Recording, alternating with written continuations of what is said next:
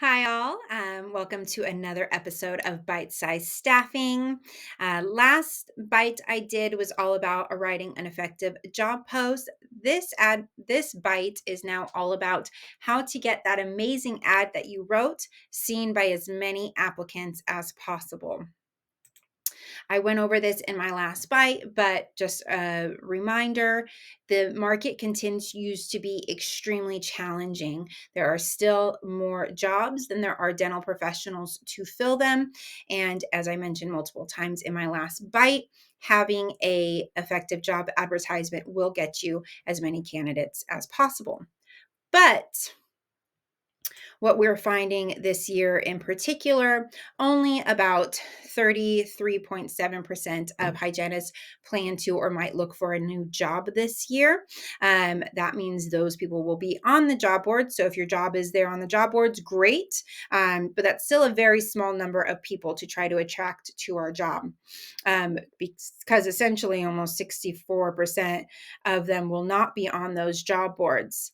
But if we wrote a really compelling job advertisement and we're able to get our job in front of those people that are not on the job board, we might have a really solid chance of snagging some really great candidates that we wouldn't have found if we were just sticking to the job boards itself. My apologies for saying job boards so many times in that last couple of seconds there.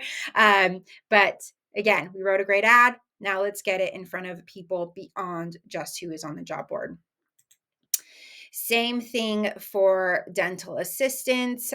We know that 47% of them plan to or might look for a new job this year, but there's still 53% that are not going to be in the job boards. So how can we get our job in front of them to attract them to come work for us? I got my degree in marketing, and the thing that they drilled into our heads over and over and over again is get your product seen by as many people as possible. And there's so many mediums available to you to promote your job. So once again, we had a great advertisement. Now we want to advertise that post. So we're going to have a couple different approaches here. So job boards. Yes, absolutely. You need to hire. Your job needs to go up on a job board. My approach with job boards is the more job boards you put your job on, the better. Obviously, as a busy dental or dental office manager, you do not have the means to create accounts with hundreds of job boards and post your jobs and monitor all of the applicants that come through them. So, in a perfect world, find a recruitment service that offers you programmatic job advertising. This basically means that they are going to use technology to buy, distribute, and optimize your ad for you on as many dental job board sites as possible. So it's a really great way to cast a wide net there. And then also use job boards or recruitment services that are going to email blast your job out to the candidates that utilize that service. This is a great way to get your job in front of those that might not be on the job board right away looking. But again, if your advertisement is solid enough, they might be enticed to go ahead and apply to your job, which would be amazing. Next, you're going to use your social network. This consists of your study clubs, your classmates, any previous and current colleagues, any employees, any of the local assisting or hygiene schools, basically anybody in dentistry. You want to make sure that you want to make sure that they know that you have a position open for any fabulous candidates. This is a very rare way to get applicants, but it usually yields the best possible candidates. So it is absolutely not a step to be missed.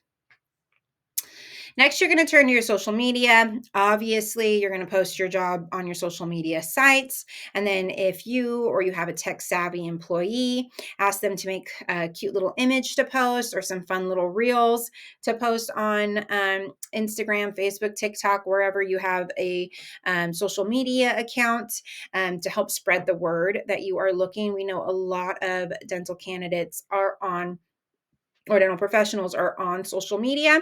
So being able to target them there, it's a great way to get your job in front of those that might not be on the job board searching for a job with you. And people love fun reels. They want to be a part of an office that's doing fun, cool stuff. So it's a really great way to attract some people. Next, in regards to social media, you want to go to the Facebook groups that are in your area. So, for example, if you live in Las Vegas, you can type in to the search bar on Facebook, um, Las Vegas dental assisting, and then there'll be a toggle there to hit groups, and then it'll show you all of the dental assisting groups in the Las Vegas area. Join those and post your job to help spread the word. And then with LinkedIn, go to LinkedIn, type in Las Vegas dental assistant. It'll show you all of the dental assistants that live near the Las Vegas area that have LinkedIn profiles. Then you simply friend them and send. And when you friend them in the little message box that's there, type in, hey, I found your profile to be very exciting and engaging. Would love to connect with you about this opportunity that I have. And it could get them to respond. Again, these persons that you're messaging or meeting or reaching via those Facebook groups and via LinkedIn might not have been on the job boards looking for a job, but again, you did such a great job with your advertisement. They're excited to see it. They say, I didn't fall into that 47% of dental assistants that were looking for a new job, but now I'm going to apply to this job, which is great. And then lastly, temp agencies, they're still a great option. Downside is they're expensive, but they have a great network and they have the means to get your job in front of people that might not be on the job boards. So it's a great way to find potential applicants, but there could be a cost associated with it. Also, upside of using a temp agency is you could get temp coverage if you need it. Now, search engine optimization. So the job boards themselves kind of work in a tricky fashion, and they essentially use search engine optimization themselves. So just like Google, where you type in what you're looking for and then they scan all of the websites itself to see who best matches what you're looking for. Job boards essentially do the same thing. So a hygienist logs in, they put in their zip code, they put in dental hygiene as the job that they're searching for, and then the job board is going to scan all of the job postings that they have and try to best match that advertisement for that person that's searching for that word, dental hygienist. Seems simple enough, which is great. But when you're writing an advertisement, you want to make sure that the job board knows exactly who to show you. So I mentioned in my previous bite is that you want to use verbiage that could potentially be on resumes, because then that way it's going to know what resumes to show your job to. So have job titles that are common. So for example, if you need a dental office manager, use dental office manager. You're going to get way more candidates than if you say practice manager or practice coordinator. People just do not tend to search those jobs nearly as much as they search dental office manager.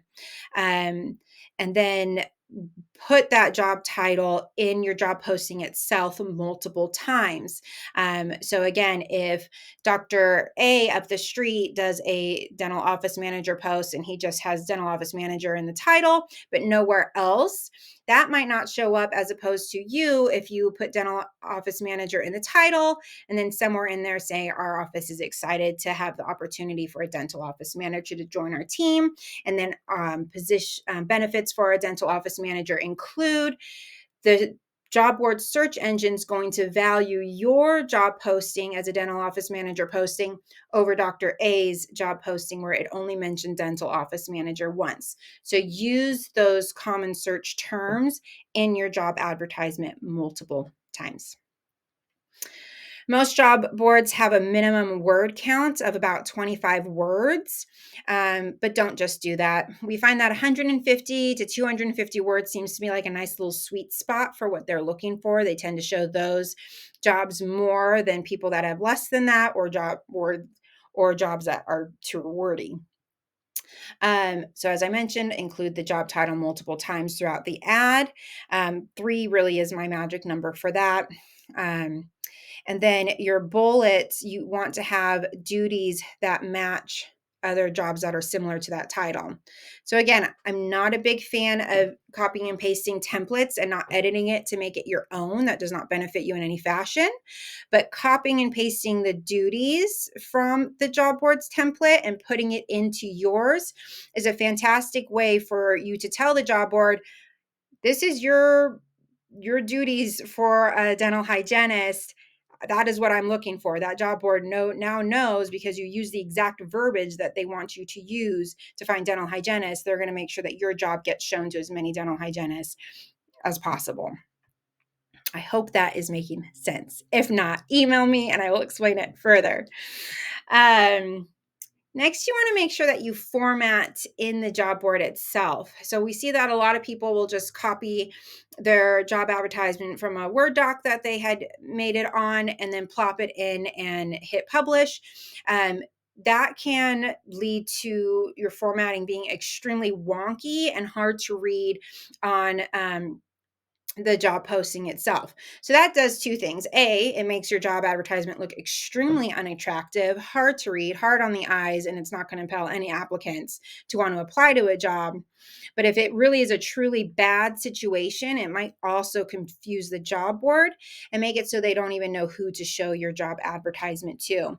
So if you're copying and pasting from a Word document, take a few seconds to format accordingly using the job board's formatting methods that they have there available to you, and then publish the job. Takes about 30 to 60 seconds. Do not skip it. Then you want to avoid duplicates. Means if you are using a template, please take the moment to use it your own, because if you and 5 other offices all have the exact same template, the job boards are just going to pick one of them and then hide the other 4. And so you're not going to get applicants. So definitely do not use templates. Make it your own, make it special, with all the tools that I showed you in my last bite about writing an effective job post. Lastly, if all else fails, give them money. The more money you give the job boards, the more applicants they're going to show your job to. It's just kind of the way the world works nowadays. Random side notes. Many states, they have pay transparency laws now. So we're seeing that many job boards are adding pay to job posts if pay is not included, even if you do not fall into a state that has a pay transparency law. They're just kind of blanketing it across the United States to kind of cover their own tail. So this could be good or bad. It could add a pay rate that's out of your pay range that you don't feel comfortable paying. And then you've got all these applicants that are upset with you. Or it could put the pay rate too low, and then you're just not getting any applicants. So I do now, in today's world, recommend that a pay rate is included. Plus, jobs with competitive pay rates posted tend to do better than jobs with no pay rate at all. So just do it. Side note number 2, make sure to check your reviews on Indeed and Glassdoor. Sometimes what we find happens is if your practice has like a very general name, like Great Smiles or something like that, Indeed will attach your post to a practice that isn't your actual practice. And if that practice has bad reviews, now you look like a terrible employer when you're not. So just check when you post the job to make sure that you didn't get attached to a dental practice that is not your own. And if that does happen, then just log into whatever job you're using and change your name there. So that way it is not so generic, and then it'll give you your own, either attach you to your own correct reviews or have no reviews if you don't have any reviews yet. Better than bad reviews, right? That's happened to several of my clients, and all we did was change their name and everything was right in the world. This is probably the shortest bite I'm going to ever film, but there you have it.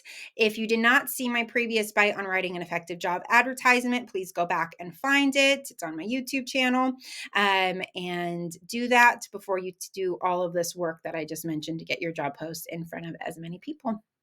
As always, this QR code will take you to my blog, which will also answer a lot of your staffing concerns, and maybe some other things that you weren't even aware.